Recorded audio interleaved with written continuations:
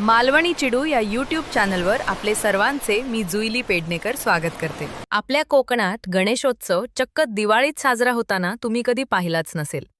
हे आहे वेंगुर्ला उभा दांडामधील गणपती मंदिर, जिथे गणपतीचे आगमन चतुर्थीत नाही तर दिवाळीत लक्ष्मी पूजनाच्या दिवशी होते।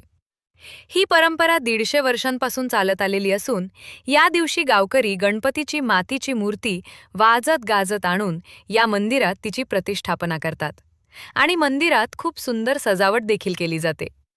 नवसाला पावणारा या गणेशाची मूर्ती फक्त 11 किंवा 21 दिवस नाही तर थेट होळीपर्यंत 3 ते 4 महिने या मंदिरात विराजमान असते। या कालावधीत इथे सत्यनारायण पूजा, भजन कीर्तन, फुगडी आणि महाप्रसाद असे बरेच कार्यक्रम आयोजित केले जातात।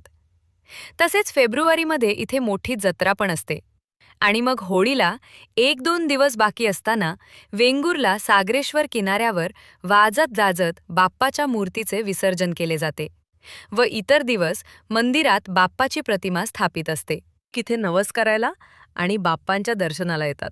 जर वेंगुर्लामध्ये आलात तर उभा दांडामधील या गणपती मंदिरात दर्शनाला नक्की या। व्हिडिओ आवडला असेल तर नक्की लाईक करायला विसरू नका आणि कोकणातील असेच नवनवीन व्हिडिओ पाहण्यासाठी चॅनलला सबस्क्राईब करा।